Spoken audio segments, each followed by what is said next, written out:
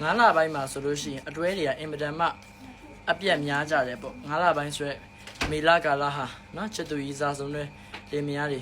ပြက်ကြဆဲကြတဲ့ကာလဖြစ်ပါတယ်နော်အဲ့ဒီကာလမှာမပြက်ရအောင်နော်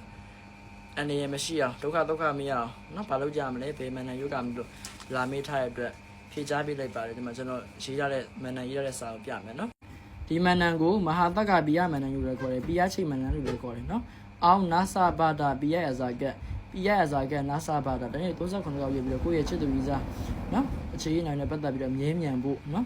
ကိုကောင်လေးကမှလည်းကိုယ်စီမှာပဲမြဲဖို့နော်ဘယ်ဥမှထွက်မသွားဖို့စေတနာမဖြစ်ဖို့ရံမဖြစ်ဖို့ဆူတောင်းပြီးတော့ရွရမှာဖြစ်ပါတယ်နော်ဒီမနန်ကသူကနာစာဘာတာဆိုတာ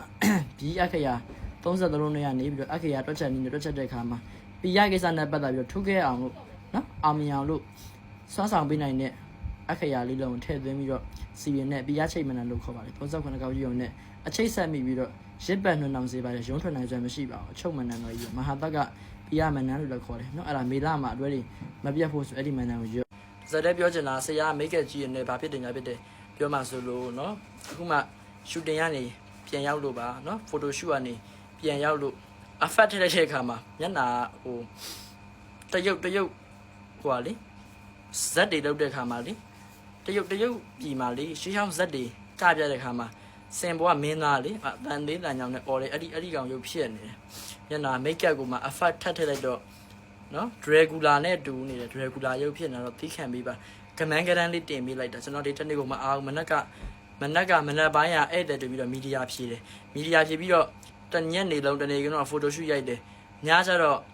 ကျွန်တော်နဲ့တွေးဆောင်ဆွေးနွေးစရာရှိတယ်အဲပရိသတ်တွေနဲ့တွေးဆောင်ဆွေးနေတယ်ခုနကနေကျွန်တော်ခိုင်းရအစည်းအဝေးခိုင်းစည်းဝေးထိုင်တယ်ခိုင်းစည်းဝေးထိုင်ပြီးတော့အခုအားတာနဲ့စာတွေပို့လာတာအများကြီးပဲ message ပါရှိတယ်မေလာကလည်း ready ပြက်လို့တဲ့ဘာဖြစ်တယ်ညာဖြစ်တယ်ဘာမပြတ်အောင်ဘာမှန်တယ်ကြွကမဆိုမေလာလည်းပြတ်တယ်အော်တိုဘာလာလည်းပြတ်တယ်အတွဲတွေရနော်သူရဲ့ဓာတ်သဘောဘာတယ်လဲတော့မသိဘူးနော်အဲ့ဒီဓာတ်သဘောရတော့ပြတ်တယ်အဲ့ဒီပြတ်တဲ့အတွက်မေလာကိုအော်တိုဘာလာမှာနော်အတွဲမပြတ်ဖို့ဆိုရင်ခုနမန်နန်ကိုရွတ်ပါဆူတောင်းပါနော်မပြတ်ဘူးနော်အဲ့တော့ညနာကြီးကဖြူဖွေးနေစကိုကိုသိတယ်ပြန်မပြောနဲ့နော်ပြောမှဆိုလို့ကြိုပြောတာ